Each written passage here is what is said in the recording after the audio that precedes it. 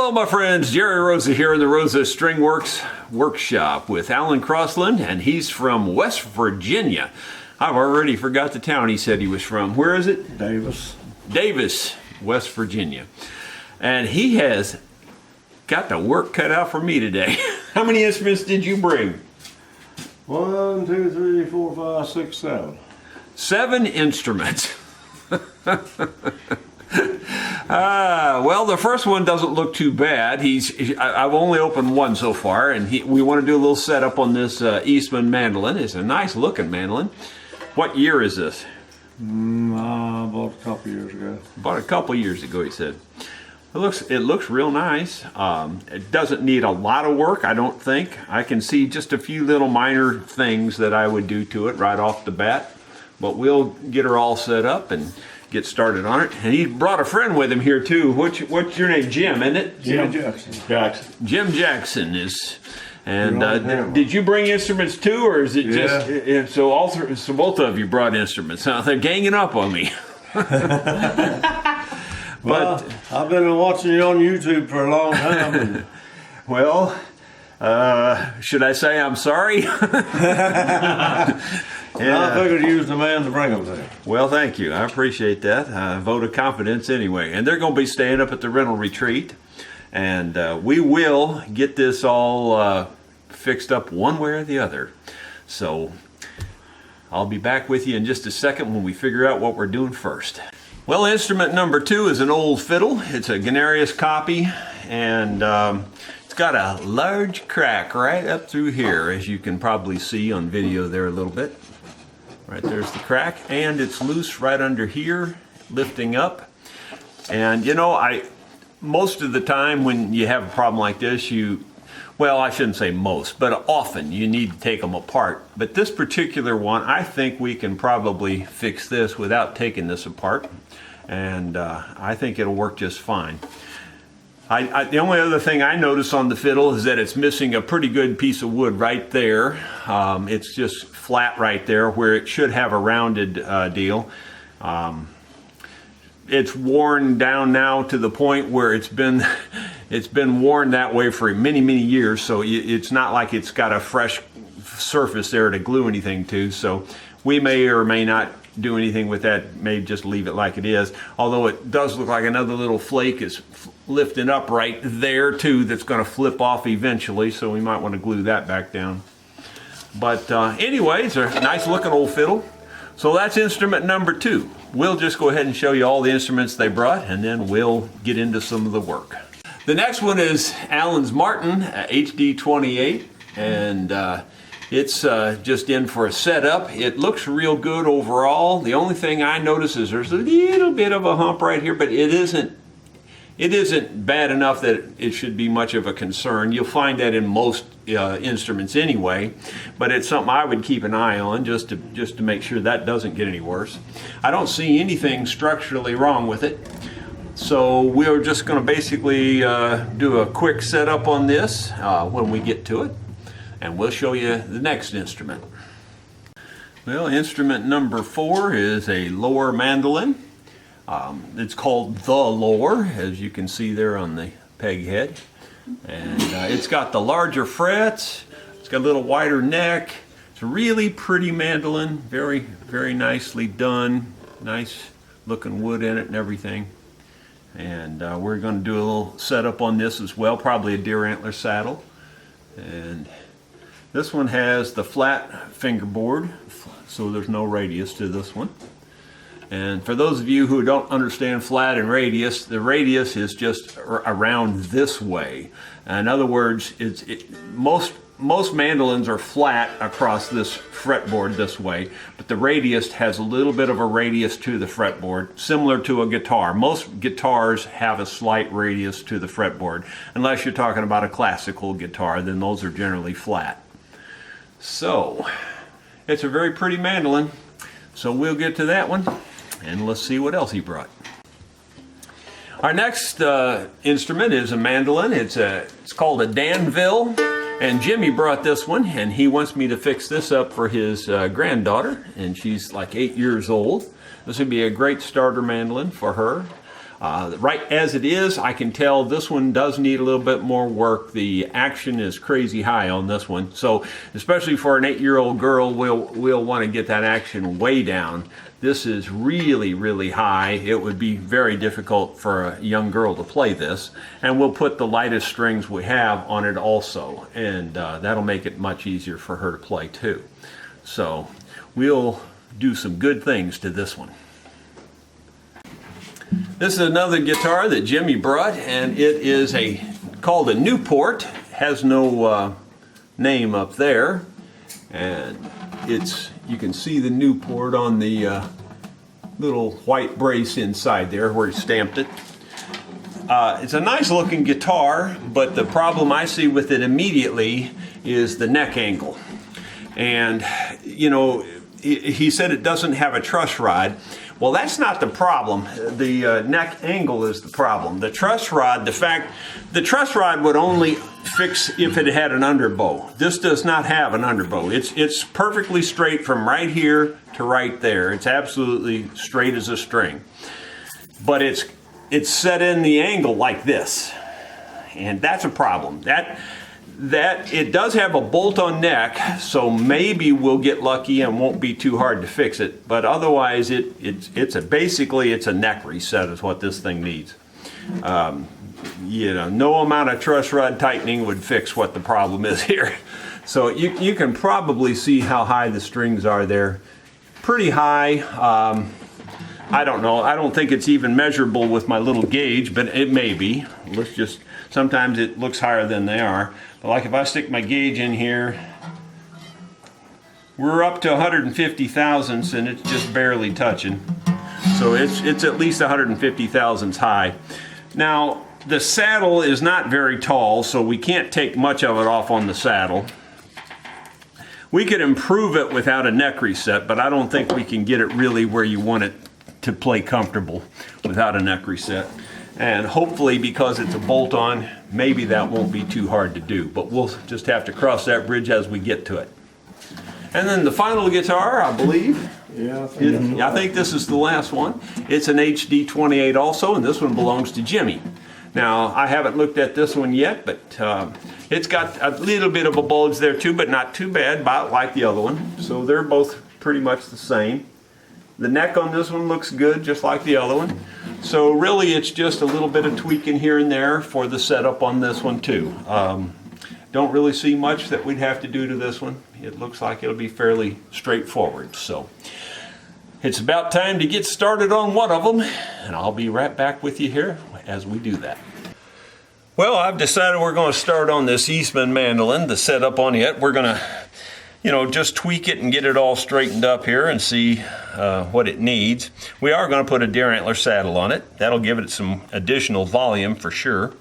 The first thing I already did was I just moved the whole bridge and everything that way a little bit. It was a little close on the treble side. But other than that, we haven't done anything else. So now I'm going to just check, the intonation to see if it's even close.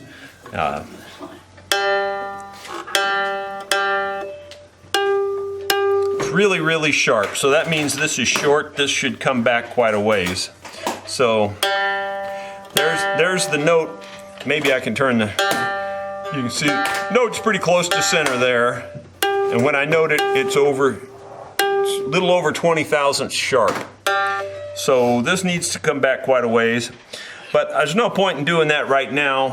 What I think I'll do is just take the strings off of it. We'll make a new antler saddle for this. We'll very, very lightly run the fret file over this to see if it's got any high spots or any places that aren't level. And if we see a problem with that, we'll just go ahead and dress the frets. But I don't expect that to be a problem, but you just don't know till you run that file over it a little bit. So here we go. I've loosened the strings. I've got the bridge and saddle out of there. I'm going to go ahead and just leave these strings on here and rather than change them, and unless we break one or have a problem. First thing I'm going to do is just inspect this fingerboard and make sure that I don't see any high frets. I'm going to look right down it myself. I do see kind of a little bit of a whoopty right here. I can't think one of these frets is a little low, looks like right there. I can see the end of this fret right here sticking out just a tiny bit. Not that it's a big deal, but I don't feel any real high frets. A little bit of grab right in here, just a little bit. I can feel it instantly as I slide the file down. It's not perfectly level, so I'm just going to level it very, very lightly.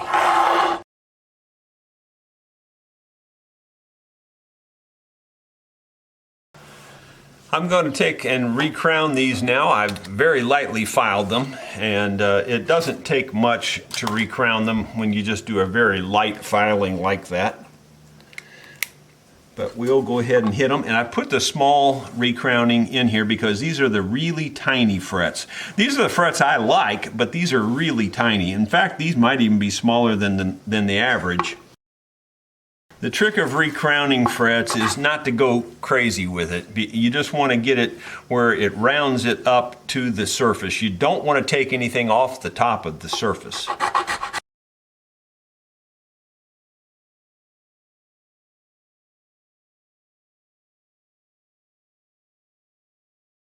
That's really all that this needs. We could go ahead and lightly polish it with some sandpaper, or we could actually use the semi-chrome. I think I'll hit it very lightly with some 600. Here's some 600 right here. Now the only negative of doing this is that it's going to leave marks on the ebony. But that's okay. I can come back with a single edge razor blade and clean that up, and then we'll oil it. But the 600 is so fine that it just really polishes them up and gets rid of any sharpness or any squareness that would be there.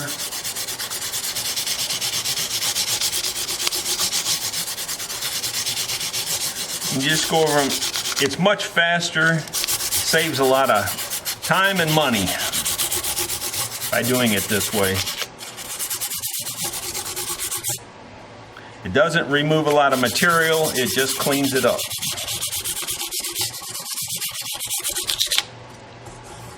You can feel it, it's really slick now, and that's what you're looking for. Now we'll take a single edge razor blade and clean that up.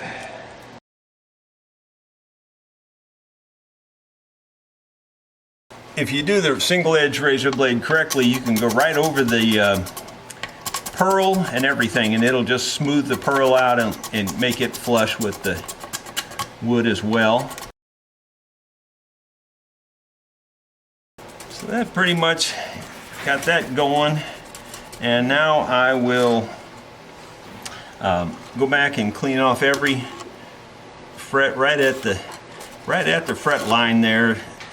I just take the corner of the razor blade and just hit it real quick. If there's any fuzzies sticking under the fret there, it gets rid of them. I'm noticing a little something stuck right here. I think it's glue. So I'm going to get rid of that.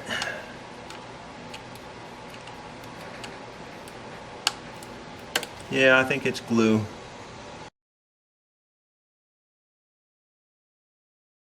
Okay, that looks real good.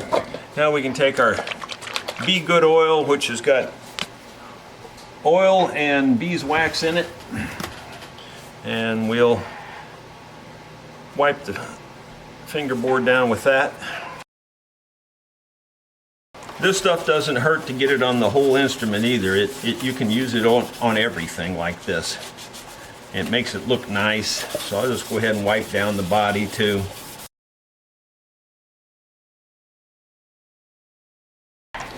All right, now we'll go ahead and make the antler saddle for this. What I'll do is I'll pick out a saddle here, and then we'll take it over and we'll round it off and put the radius in there. Okay, so now that I've got the radius put into this saddle, I'll do the little filing handiwork here. First of all, we file out all the little saw marks, because these are sawn on the bandsaw. And so there's quite a bit of final detailing to do. As you know, my buddy Ron makes these for me now. You know, and some people say, well, why don't you have Ron do all that detailing? Well, you know, you could, I guess. But I figure this is the part that is critical, really, to the overall fitment and everything to the instrument. So I prefer to just keep that myself and do that. I also round off all the little sharp edges and things like this.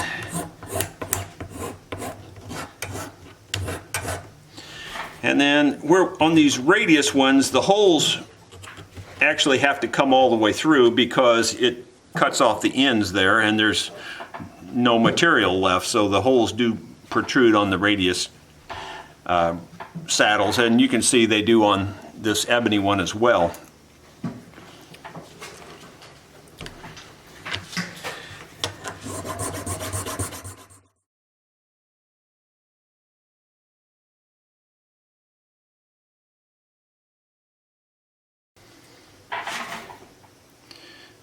Like that. I always really inspect them to make sure I get all the little detail just right. And then the last thing I do is I'll just lightly file the flatness here where the little wheels sit. I just lightly smooth that out.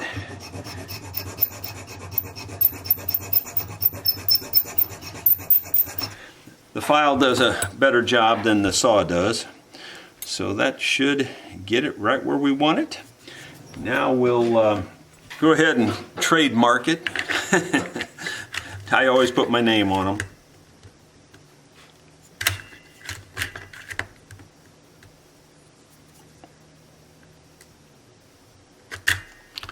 Yeah, that one didn't print as well as I like, but you can make it out. And then the last thing I do is I always write on them which side is the G and which side is the E.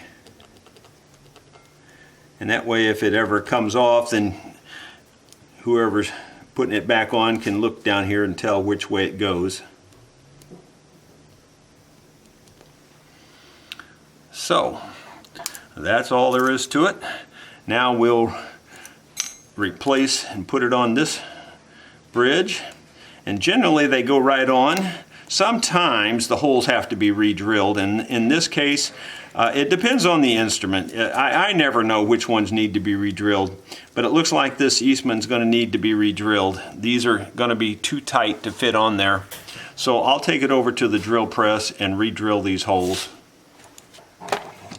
Once I get the shape and everything to my satisfaction, then I put in the string grooves, and I have a little pattern here that I use.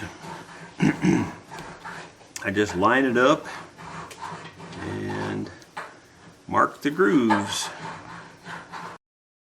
and then I just look at that to make sure I did get it symmetrical and it looks good to me. Sometimes I have to file on one side of the marks or another just to make it more symmetrical, but it looks like I can file them about dead center there and it should be good. And then I just use a tri-cornered file to file the grooves, and if you do it right, you can make a real good groove, the right size for each string. This one here, I rock it back and forth.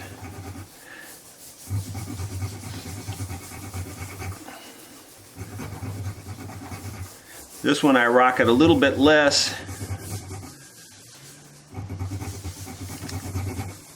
This one I don't rock at all, the A that is, and I just usually hit it about 2 good firm cuts, and on the E about 1.5, something like that, firm cuts is plenty for the E.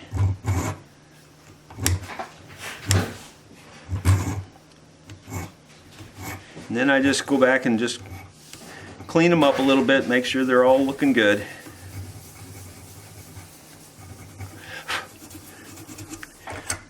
And that should do it. It's not like I haven't done that a couple thousand times. Okay, I've got the strings sitting back on there, and I've got it just approximately in the right place. I haven't started actually tuning anything yet or checking intonation. What I typically do is start with just one string on the outside and get it up pretty close. It doesn't even have to go all the way to pitch, but I do have that one up to pitch, the G, and then I'll just note it at the 12th fret. It's almost perfect right where it is.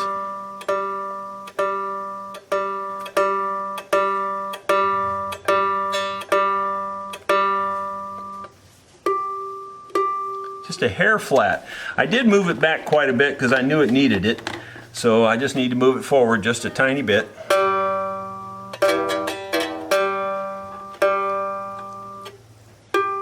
And it's just about perfect. Really close. Of course, we'll check it again once we get it up to full pitch, but that gets you in the ballpark before you get it up to full pitch. And I'm just going to go to a E flat here on this one. Pretty close. It's not picking up real good for some reason. It's pretty close. It's close enough to go ahead and tune it up, so I'll go ahead and tune it up and I'll show you what it looks like here in just a minute. Well, I believe we've got this thing knocked out already. It turned out really, really nice. You know, the action is really nice and low. You can see there at about the 11th, 12th fret, it'll hold that 40 thousandths pick. And that's about as good as you can ask from a mandolin. So that means that the action is as low as that pick is thick right there. So that gives you some idea. Up here, it's just about right already. I didn't see any point in changing anything. You know, the customer was asking about the nut, whether we should change the nut out. And in my opinion, if the nut's not got a problem, you're wasting your money and time to change it, because it only makes it really won't even make a 1% difference. If you can hear the difference, you've got way better hearing than I've got. And so to me, it's not worth the money, because that's at least a 2-hour job. At $125 an hour, that's $250 right there just to change out that nut, and for very little or no improvement. But this part does make it louder and make it clean and clear, and the fret job and the fret leveling really just made it, turned it into a really nice playing mandolin.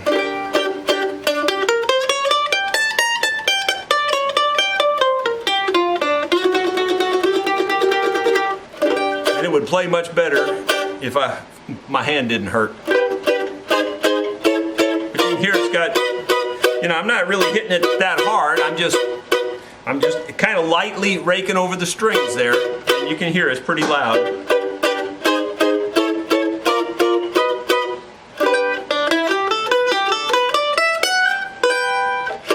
So I think that ought to do it for that one.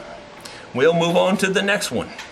I'm going to start on one of these Martin HT28s. I'm going to start by taking the strings off here. I'm going to try to keep these strings together so I can reuse them, because they don't look like there's anything wrong with them. But we'll get to work on a setup on this.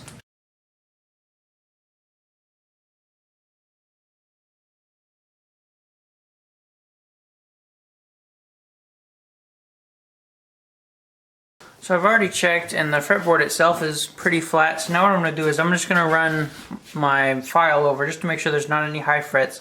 I shouldn't have to do a whole lot because they look pretty good.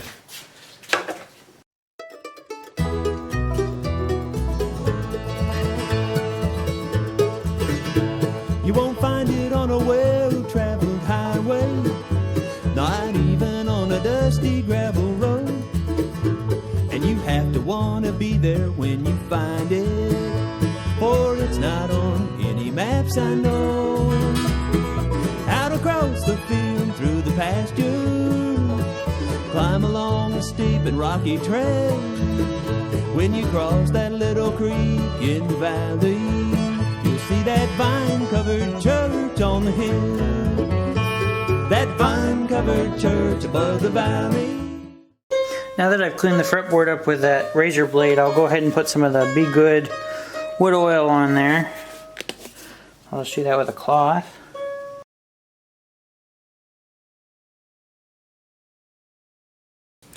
So the last thing I did here was I took the old saddle out and there was a shim underneath it, and I've already made a new saddle out of antler. It's sitting in there and it fits real tight. It's probably not exactly the height yet, but I'm going to put the strings on it. We'll see what height I need to take off. Where the congregation gathered to pray, built with their hands from the forest, now stands as a marker for the grave. So I got this to another whipped pitch. It sounded good. It's a little high at the 12. So I measured it and I'm at 120 thousandths on each of them. So I need to take about 30 thousandths off the low E and 40 thousandths off the high E. So that's 60 and 80 off the saddle, because you double the height you want to take off from the 12 at the saddle.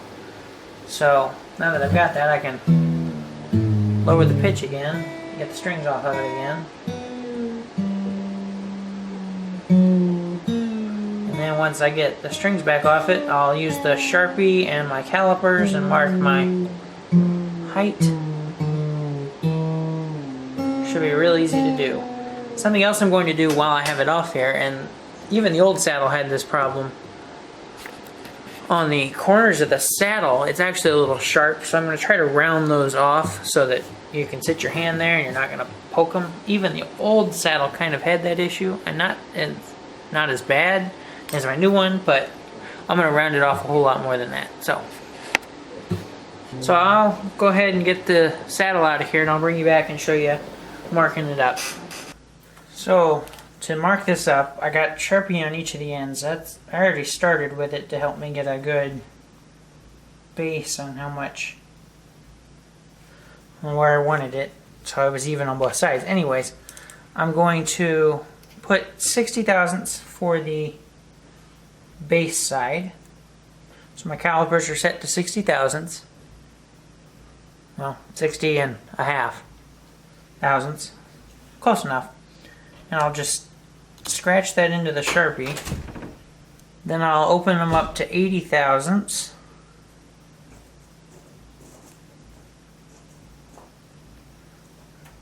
There we go, 80 and a half. Then I'll mark that on the treble side. There's not a whole lot, but I'll go take off all the way up to the line. Make sure that's right, yep. Take off up to the line, and then I'll go ahead and just round the corners off on the sander as well, just to speed me up.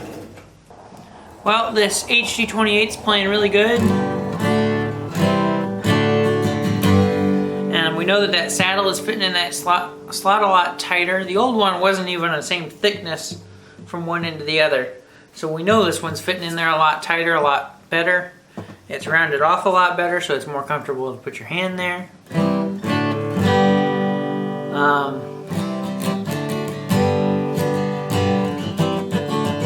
That's probably the biggest improvement we did was that saddle. The other thing was we made sure the frets were all level. They're nice and polished up now, so it should be good to go for quite a long time.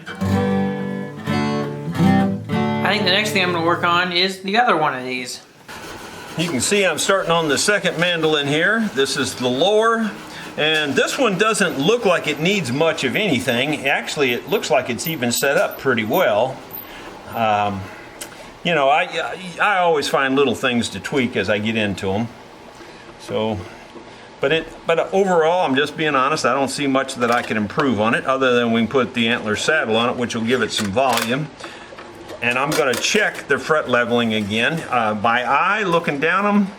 Now that I got the strings off, they do look still real good. I thought it looked real good before, but honestly, I don't see anything on this one. Typically, I can see some fret out of alignment somewhere, but they all look pretty good to me.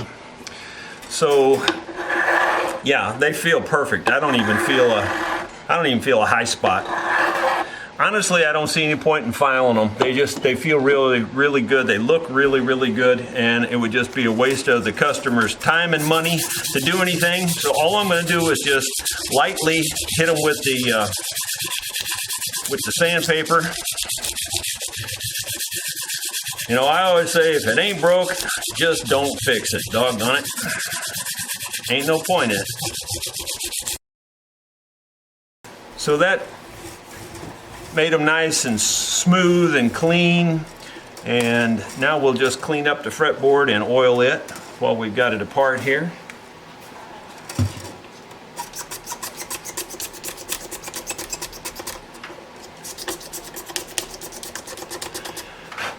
Now, unlike the other one, this one has a completely flat fretboard. In other words, as I go across this one, the full razor blade sitting on the fretboard. Where the other one, because it was a radius, I had to rock the razor blade across it. As I've mentioned a number of times, you know, I'm not a big fan of these taller frets, and I know a lot of folks love them. You know, they just swear by these tall frets. What I have against them, in case you're interested in knowing, is that even when I get the action right down to the fret, you know, I can set the action the same way as I just did on his Eastman and get it just crazy low like that and get it to play perfect. To me, after I do that, they still feel high, and that's because these frets are sitting up so high from the fretboard. And I squeeze too hard, I'll admit that, but by squeezing like that, my finger isn't touching the fretboard because these are sitting so high off of the fretboard. And so that's what, it just feels odd to me, and I don't like that feel. So that's why I'm opposed to the tall frets more than anything else. Now, I know a lot of people swear by them because they feel like they can play them faster, and they've got that light touch. And if you have a light touch, well, then I think they're fine.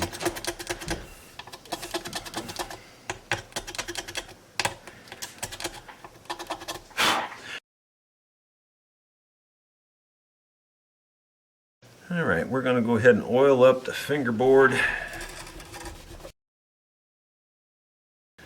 And for the folks out there watching the video, this is that Be Good oil. There is a close-up for you.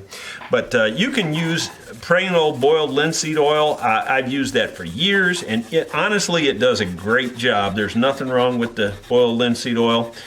Once we started using this, we kind of preferred this. I can't say that it's any real better, I don't guess. I just like the fact that it has the beeswax in it, which kind of little bit seals the wood a little bit. But if you do use either one of them, you want to wipe it right back dry, just as dry as you can get it, including the linseed oil, especially the linseed oil, I should say. Okay, so now we just need to shape a saddle for this to replace this ebony saddle. So I'll pick out one here. That looks like a good one. So we'll shape this saddle to fit this. And in case you wondered how I know the difference from one side to the other, if you notice right here on the E string, this is a long straight cut here. That's your E side. Now, I gotta be honest, it looks like this one has been used backwards. This one, it's got the bigger grooves in it, so I would say the G string has been on this one. But this should be the E side, and this is, and then where it's cut on both sides, that's the G side. And I'm not getting in the video very well, but there you go. This is the G side because it's cut on both sides. This is the E side because it's straight and flat on this side here. That puts the E a little bit angled toward the peg head a little bit closer just by default. And so when I make mine, I make them the same way, and this would be your E side then, because this is the flat straight one and this is beveled on both sides. So I just thought I'd point that out for those of you who are trying to figure out what the differences are.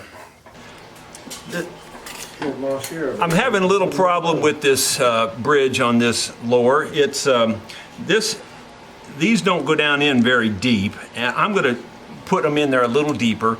The main reason is, you know, with my new saddle, I don't have the holes all the way through, and I would prefer that they not be all the way through. It's better, you know, it just looks nice and it feels good on your hand if your hand rubs across there. So the old saddle, it did go all the way through. And the problem with that is if the post sticks through that, then your hand will catch on that post. But the bottom line is these posts aren't in tight, number one, and number two, they're not in very deep. So I'm just gonna go ahead and just very lightly deepen it, or try to.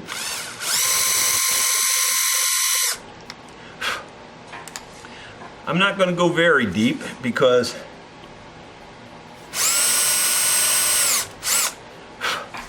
I don't want to poke through the bottom, but kind of think that'll help it. The hole I'm drilling is a little smaller than the hole that's already in there, and that should help this screw down in there, I think. That'll make this tighter because it wasn't tight. Yeah, that makes it just about right. It's still touching the top there, but just barely now. So I can file a little bit off of that if I need to. I'm going to do this one, take this one out, and do that same thing to this one too. I'm going to double check the depth on this because I don't want to go too deep. Yeah, it looks like I can go a little bit. I can't go too. This one's a little deeper than the other one was, I believe. Yeah, I'm picky on my mandolin setups. I can't help it. I'm sure it's got nothing to do with the fact that I play mandolin. My dad always told me that any job worth doing is worth doing right. Yep, that's right for sure. The old saddle here actually, it fits it, but it don't fit it the best either, so I'm hoping mine will fit it a little better. Yeah, mine actually fits it better. Goes right on there. I think we'll be okay there. If I need to lower it down some more, I may have to file the posts off a little bit. Another setup trick that you want to know about setting up mandolins is that you typically don't want this wheel to be down on the base. You want it up from the base just a tiny bit, just enough that you can kind of see daylight under it as a minimum. And the reason for that is a vibration thing. It helps transfer the sound. These posts just transfer the sound down in there, and when it's sitting on there flat like that, it kind of absorbs the sound a little bit more. That's my feeling on it and the way I hear it. So I prefer to have them up just a tiny bit. And that's the way we are right here right now. So hopefully it'll be that way when we get her set up. So I'll get the strings on it and I'll show you the next step here. Okay, off camera, I had to cut this saddle down quite a bit because it was, you know, the neck angle on this lower isn't quite as steep. It's actually kind of flat if you look at it. Compared to the body, the angle is not very steep like that.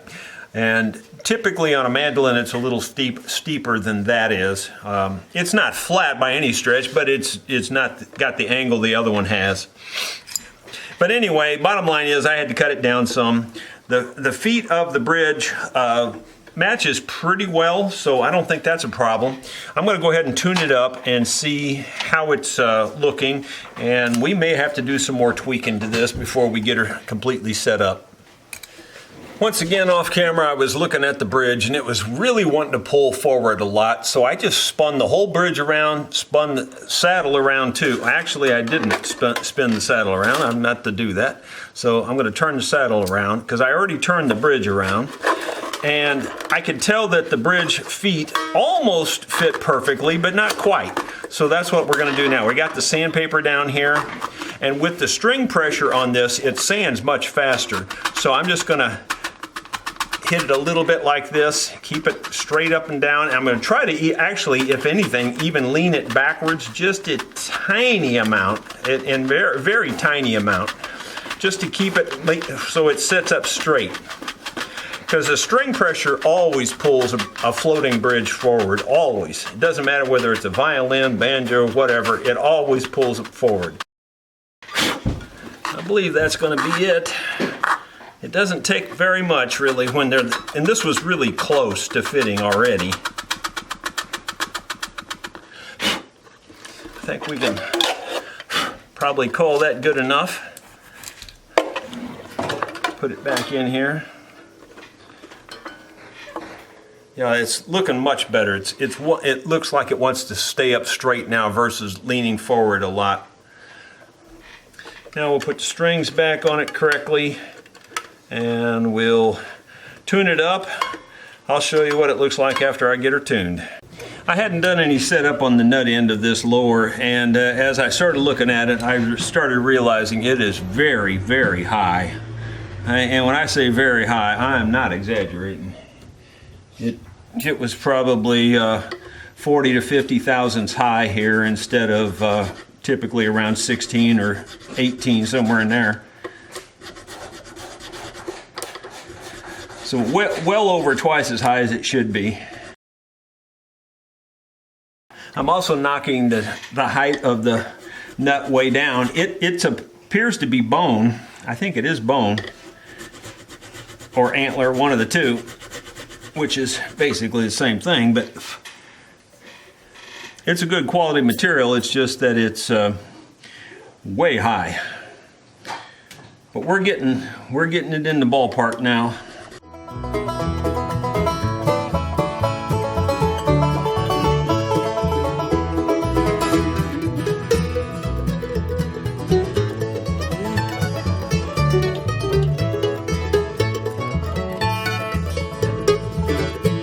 The siding and shingles are tattered.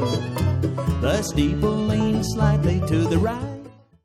Just about to get it, but this is why I tell you don't want to do the nut thing if you don't have to. Even not even having to make the nut here, just adjusting it is where all the time is. You'll find more time in adjusting the nut than you will in anything else on an instrument. Because it just takes what it takes. Yeah, I understand that. And though all the windows are shattered, you can still hear them singing at night. The brothers and sisters who worship gather in that holy place still, though they lie at rest in the valley beneath that vine-covered church on the hill. That vine-covered church above the valley, where the congregation gathered to pray, built with their hands from the forest, now stands as a mark. Well, I can tell you right now, if he don't like it better, I'd be real surprised, because it was crazy high. Yeah. It didn't look that bad, really, but I think those big frets threw me off. They looked like it was fairly close to those big frets, but it wasn't. It was way high above them. I've got this lower all finished up. Off camera, well, I think I did a lot of it on camera. Don't really know, to be honest. I kept the camera running for a while. But anyway, we had to lower it up here a lot. I mean, it was over twice as high as it should have been up here. I wouldn't call it low now, but it's just about right. This is a 16 thousandths pick, and it just barely fits in there. But it was really, really high before, really high. And we've got the action way down back here too. The negative of that is that makes this really close, so you really can't hardly pick it in this area. You'll have to pick it back here, see? But other than that, everything is really fine about it. And in fact, I'll let you hear it here real quick.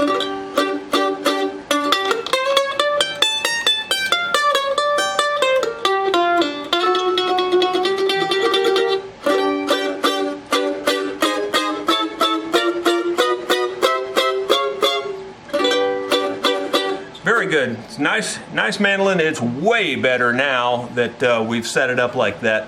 Actually, when I started this one, I think I said I don't think there's that much I need to do, but it turned out that I needed to do more on this one than the other one.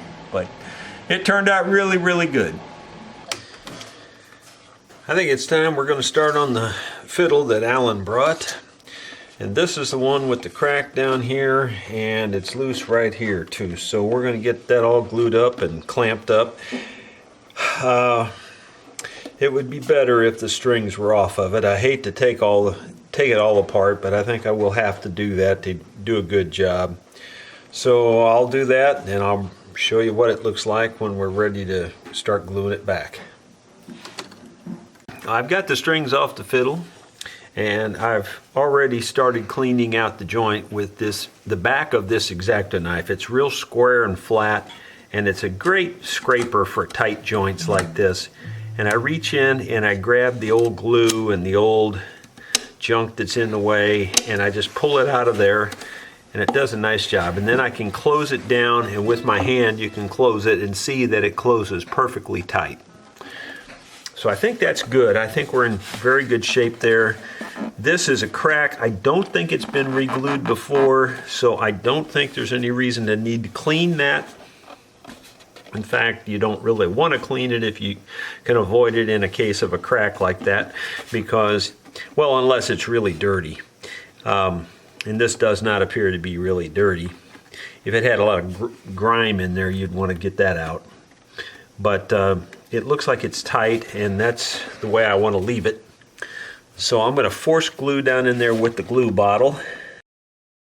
And then I'm going to work it around like this, bending the crack, opening up and closing the crack as much as possible. Then I'm going to take a paintbrush and paint it down in the crack and rub it around.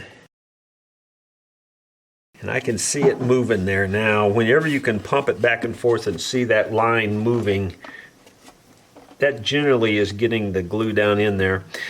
I kind of wished I would have put water on it first. Typically water helps it go down in there a little better. I should have done that, but I didn't. It's a little late now, so just have to work with it. All right, and then over here, I'm going to open this up with the X-Acto knife and paint the glue in the crack. And I'll steal extra glue from the top because it's got more than it needs. And when I open it up like this, that also gives me access to this edge a little bit more, so I'm painting more glue on that edge too. I don't think we're going to have any problem with this. It's got plenty of glue in there, I believe. And now we'll pump this joint too.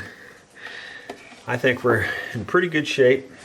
Got my water here for some cleanup. Just cleaning up the worst of it. And that ought to do it. I think should be able to clamp it up now. I know I don't have this in the camera all that well.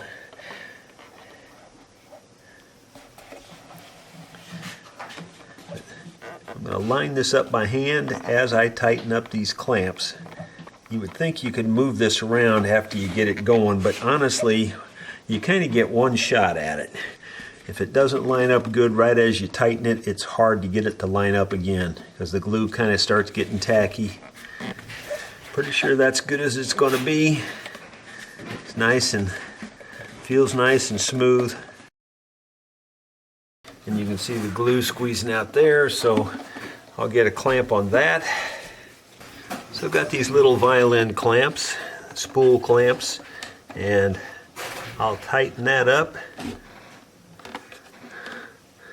And that worked great except for the fact that I pushed this clamp off as I was doing that, sliding it there. So I'll slide this back up there and retighten it.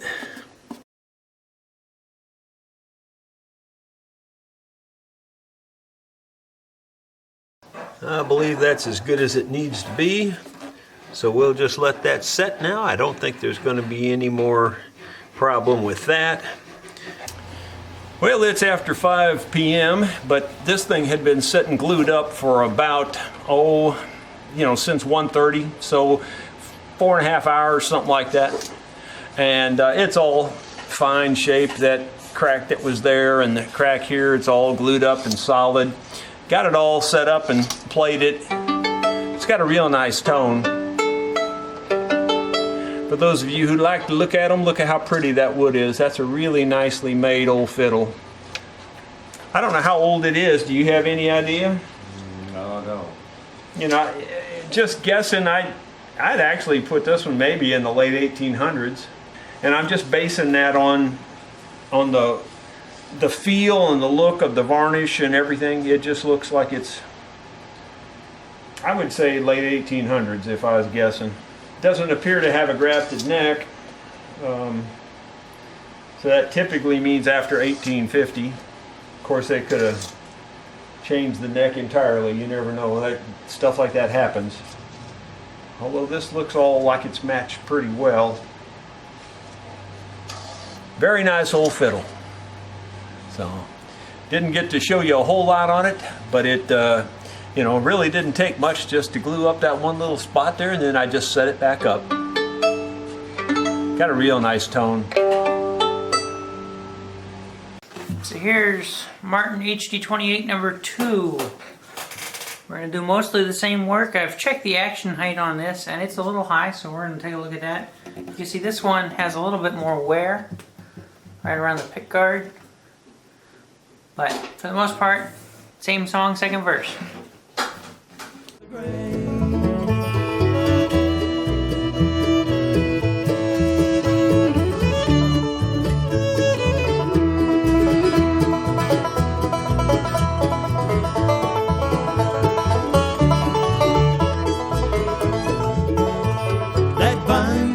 Church above the valley, where the congregation gathered to pray, built with their hands from the forest, now stands as a marker for the graves.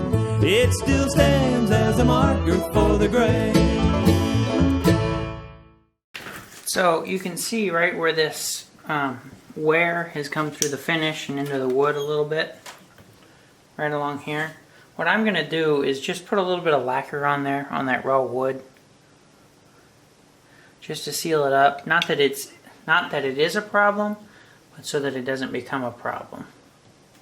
I'm not trying to cover it up by any means. I'm just trying to make sure the wood is sealed. And this lacquer dries really fast, so it won't take too long, and it'll be totally dry and good to play.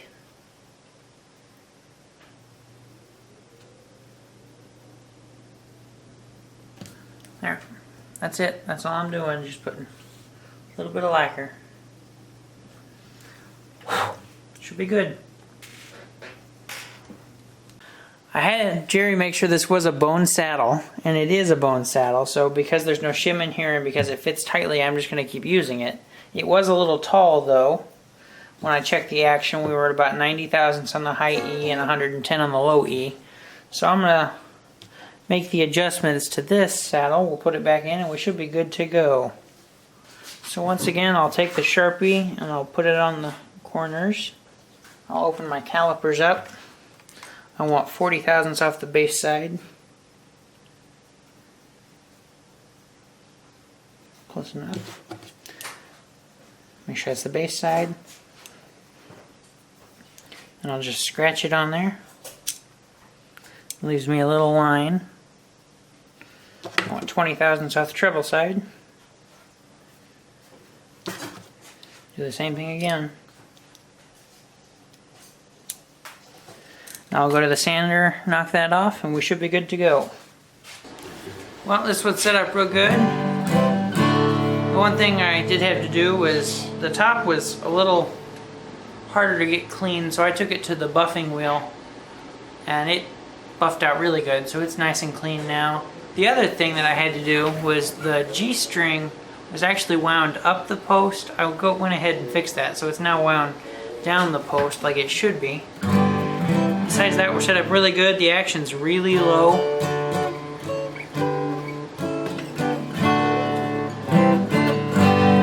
I think it looks really good, so that should be good for this one. Well, we're going to move on next to the little girl's mandolin. I think she's 8 years old, he said. The action on this is just crazy high. So we're going to do what we can to change that. These strings are really old, really bad, so I am going to go ahead and just cut my losses on this one and just start from scratch, because this one needs a lot of work. And so that's what we're going to do. Got the strings off this mandolin, and the very first thing I'm going to do is oil these tuning keys. They are very hard to turn. And for the 2 or 3 people who haven't heard me say, I'm telling you for sure, you can oil your tuning keys. That will not cause them to slip, not even slightly.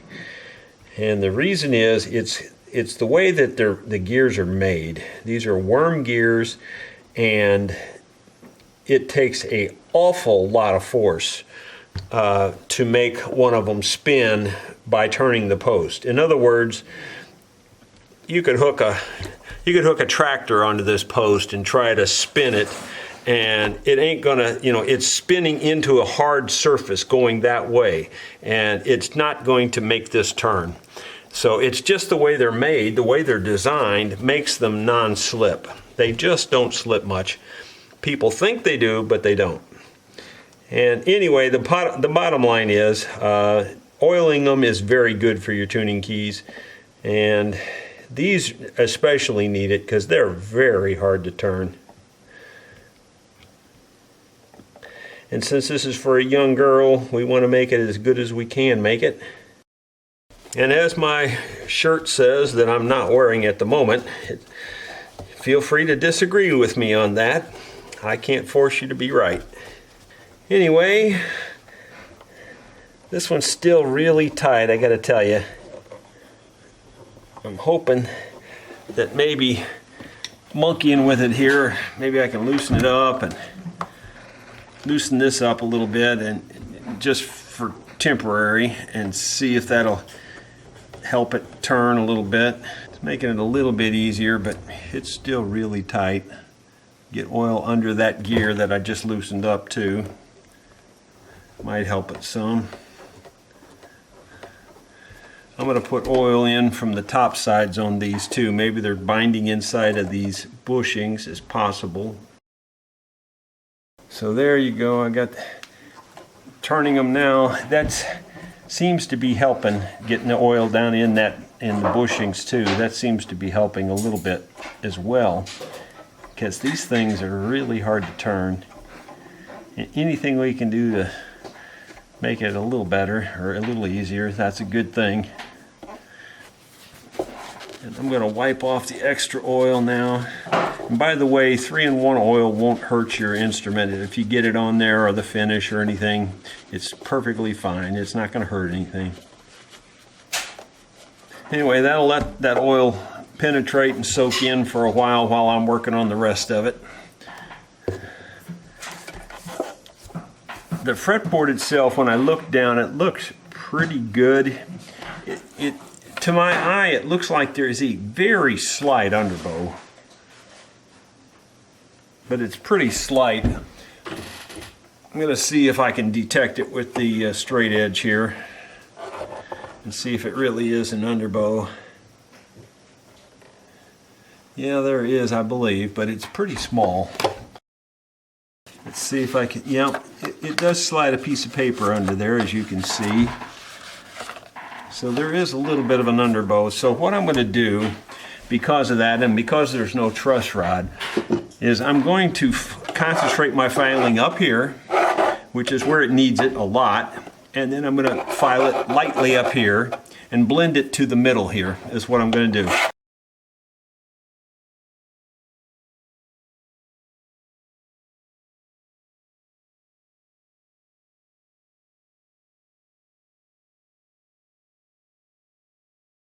Okay, that recrowned fairly nicely. I think we're in pretty good shape.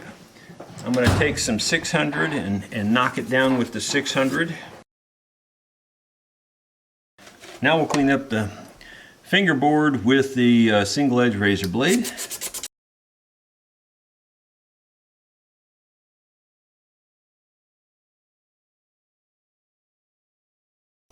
That did a real nice job. I think you can see there it's nice and clean looking. Now we'll just knock off the little fuzzies right at the fret.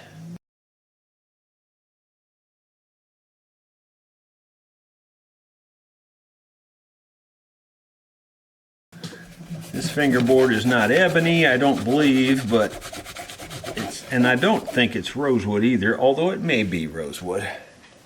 I think it's just a similar type hardwood, dark hardwood, but it could be rosewood. I'm not saying it's not. I put a lot of oil up here on these, and the oil is kind of leaking out a little bit, so I'm just going to try wiping that back down a little bit more. I think we're in pretty good shape. Now the bridge is, I'll be honest, it's not a very high-end bridge. It's kind of a low-end, but it's probably sufficient for someone learning how to play. And I'm just going to check it and see if it looks like it fits the top okay. That's the first thing. And quite honestly, no, it doesn't. It's sitting on the points. It's sitting out on the tips, out on each tip. It's really not. By the time you put the pressure on it, I'm sure it expands it out, but it's not actually fitting very well at the moment. So that's, I guess, the first thing. But then on the other hand, I look at that and I'm wondering if we're going to have enough weight. You know, I need to drop it down a lot. That's the main thing, is it's way high. And I'm going to look down it and see if that looks like that's going to work before I even go to all the trouble, because it's really high. That looks like that might work. So I guess I will go ahead and fit it up, and I think I can make this work the rest of the way. So here's some 220 sandpaper, and we put it approximately where we want the bridge to be and work it like this, putting most of the pressure toward the back so that it stands up straight when all the string pressure gets on there. You can probably see it's taking it off of the tips, and you notice my movement is less than 1/4 of an inch for the most part. I've been criticized that I should go this way, and for my money, this is 10 times more efficient and better. It takes it off quick. You're in more control this way. You don't rock the edges. You keep your feet flat. There's all kinds of advantages why you want to go this way. And you just want to go very, very, very short strokes.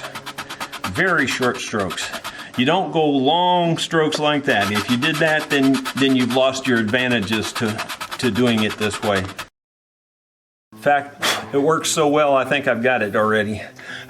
And that was pretty bad, actually. It wasn't very close before. But now I think it's probably going to be just about right. Yeah, in fact, it looks airtight. I don't see any space under it at all. I don't know if I can show you that, but it's absolutely airtight. You know, now of course right in the very middle it's open, but that's the way they're designed. The feet themselves are absolutely stuck to the top. So it's really good.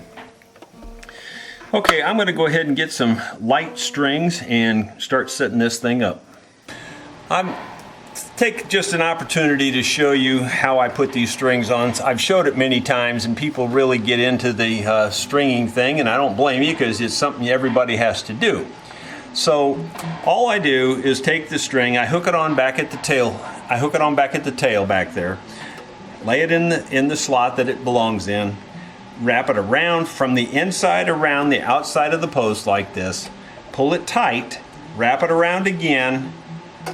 You know, like 1.5 turns basically, and then go right back through the hole over the top of the strings. By doing it that way, and then you just pull it up tight like this. By doing it that way, you're wrapping down the post like you're supposed to, because your first wrap is at the bottom of the post, and that's where, so all your future wraps will go at the bottom down there. And then you just pull this straight up like that, and you start tightening, and you're instantly tight. See, I didn't have to use a string winder or anything, and I'm instantly tight. So that's a real good way to put your strings on. That works great on your bass side, just like I showed you. 1.5 times around, you're fine. On the treble side, if you want to use the same technique on the treble side, you need to go at a minimum of 2.5 times around, and I would recommend 3 times around. I'm going to go ahead and put the rest of the strings on here, and I'll show you what we end up with. I may have mentioned earlier that I didn't think this had a truss rod. Well, I guess I had it confused with that guitar he had brought that had the under the neck problem. But after I look at this, obviously it's got a truss rod. Well, I've already done some filing, which I think was perfectly fine anyway, because it didn't have a huge underbow.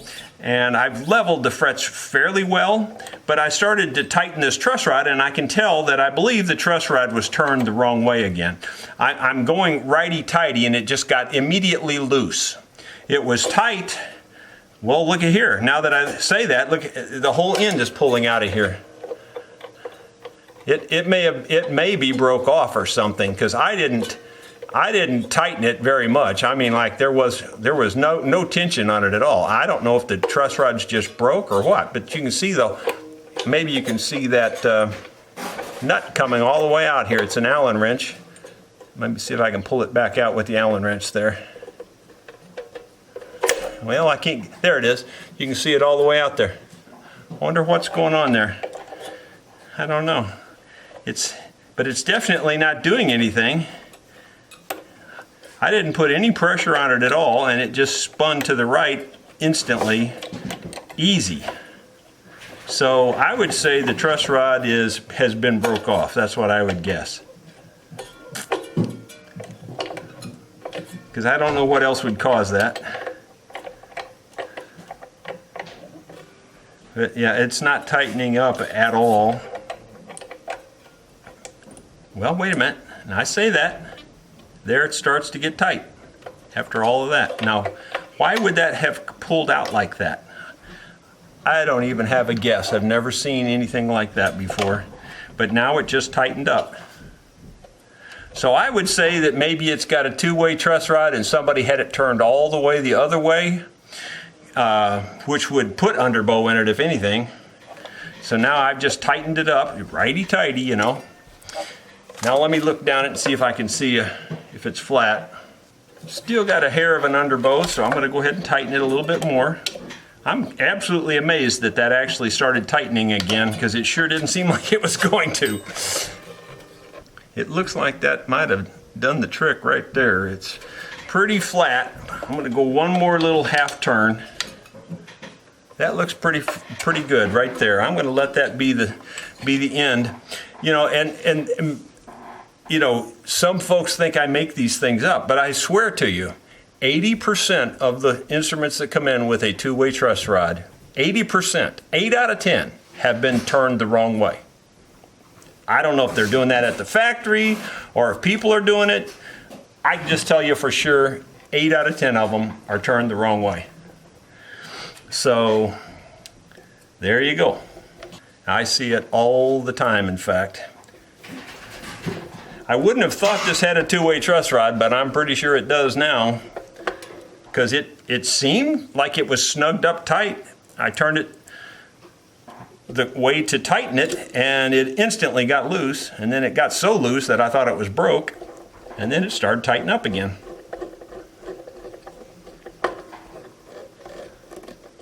Anyway, I think we're in good shape now.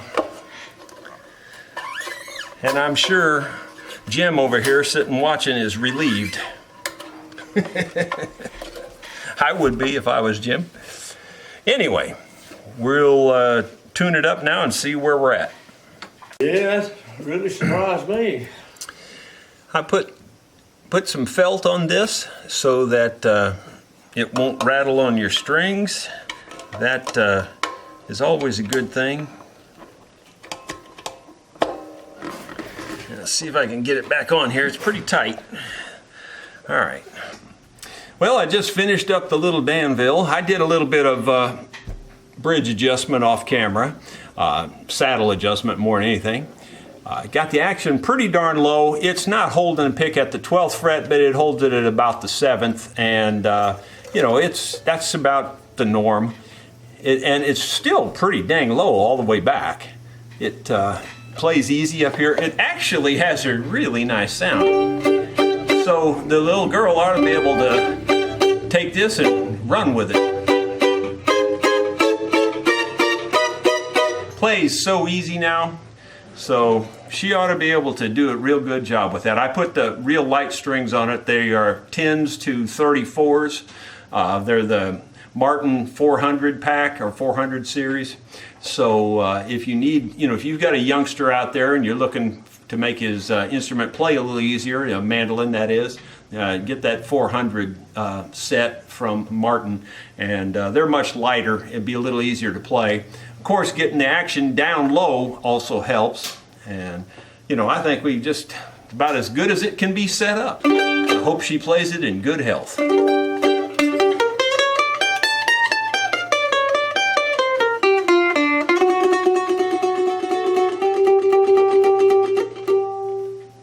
I'm starting disassembly on this Newport. I don't know if you can see inside there. See those bolts? I think you can see one on the neck block. Anyways, I'm trying to get those loose now that I got the strings off of there. I've just got a wrench and I just got to get them loose, then I can undo them with my fingers.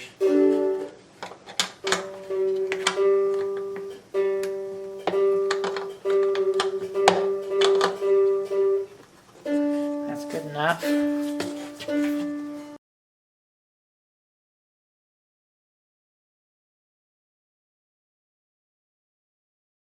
Caleb started on this Newport guitar with the crooked neck, or when I say crooked, I don't really mean the neck's crooked. I just mean that it's angled up, kind of crooked.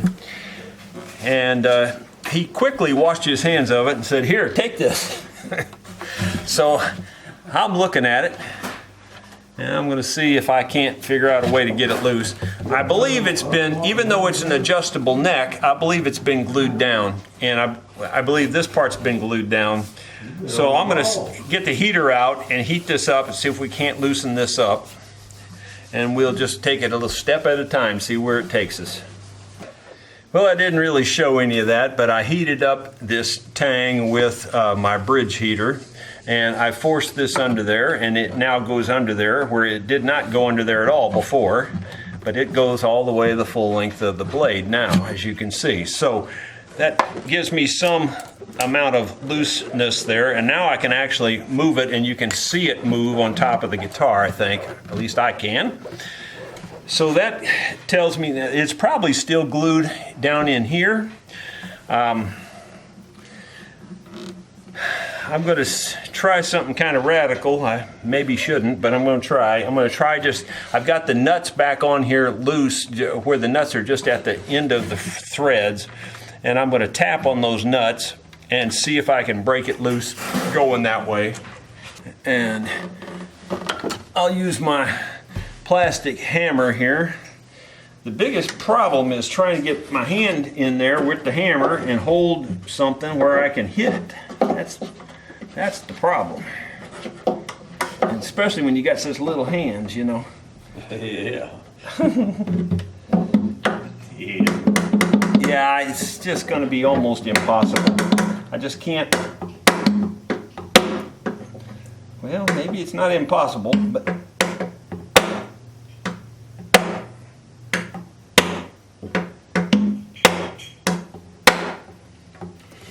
it's not exactly easy, though.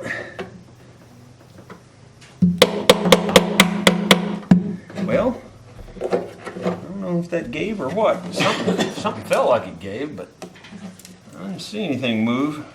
Didn't really feel anything move on the outside.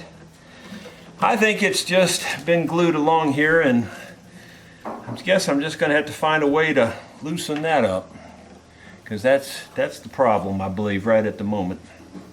Well, there you go. Look at that. I did it off camera, so when you do something off camera, it didn't really happen, did it? Yeah, that's what they say. If you don't get it caught on camera, it didn't happen. Well, it did actually happen, and I have two witnesses to that, Alan and Jim sitting here. They saw it happen. But really what I did was I got it loose here, and that's where it was being held mostly. And then I just, I tapped it as you saw in the video, I think, and that seemed like the last tap I hit kind of felt like something maybe moved a hair, and then I just started wiggling it like this. Well, actually, I don't know if I had it on camera when I hit that and it came loose. But anyway, I started wiggling it, and sure enough, it just kept getting looser and looser, and I finally took it apart. But you can see the glue here, there's glue, and quite a bit of glue here and stuff. We're going to clean all that up and just fit it back in there dry and see what we can do about that angle, because that angle's got to change in order for this to play correctly. Back on this Newport and stringing it up this morning. I've already strung it up and tightened up the strings. Since then I've loosened them again, but just so you know, when I tested it, it was only 40 thousandths on the high E string, and it was at 10 thousandths only at the bass E string. So with that, you know, knowledge, I'm going to make a taller saddle now, and that's good because this saddle is cut all the way down basically. So I think all in all we did the exact right thing. Now we can make a taller saddle. This thing should play just fine. Everything should work out. So that's what I'm going to do. One more thing I'm really finding annoying on this guitar is these holes are very small.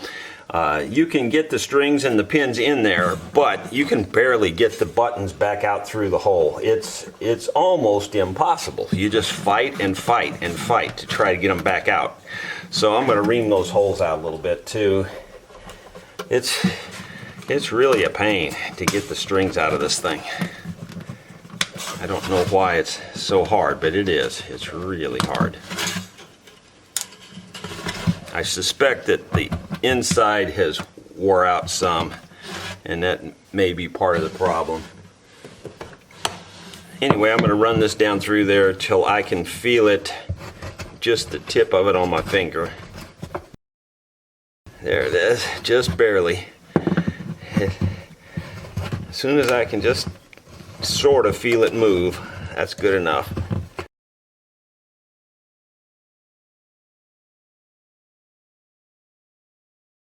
Okay, so what I have to do is I have to add 140 thousandths to this side and 80 thousandths to this side. And that makes sense because this side is actually higher than this side, and typically it's the other way around.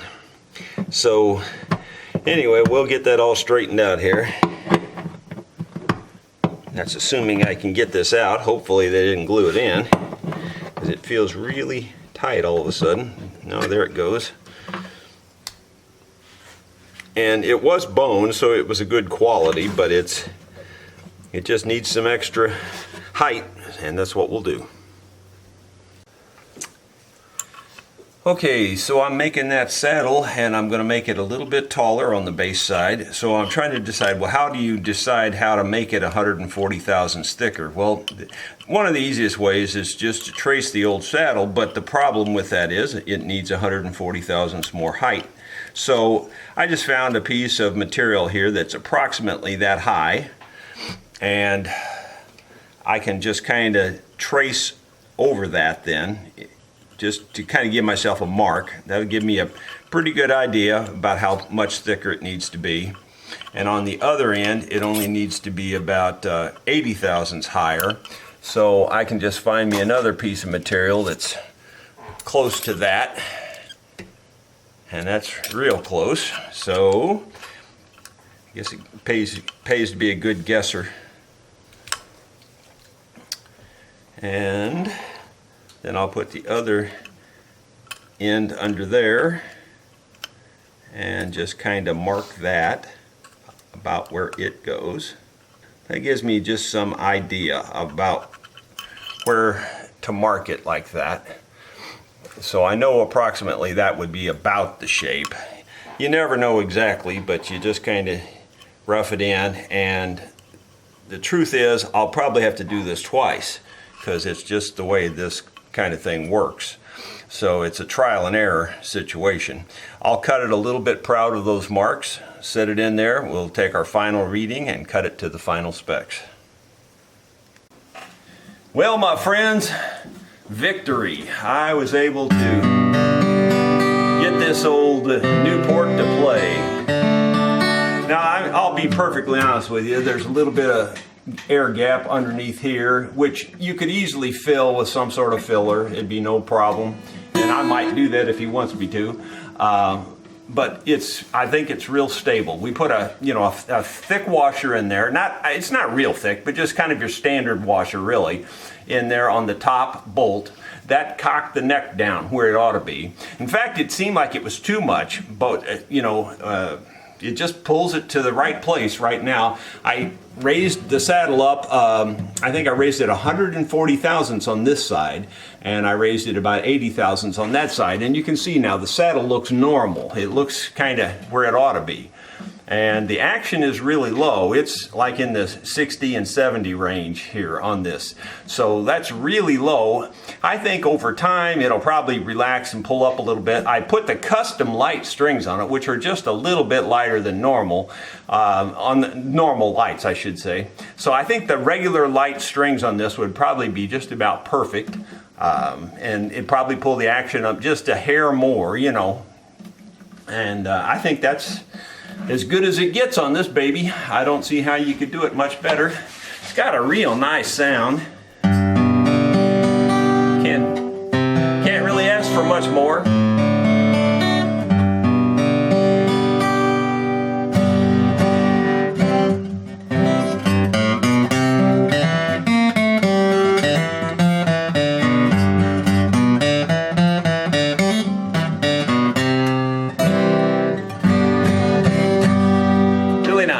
Really nice guitar.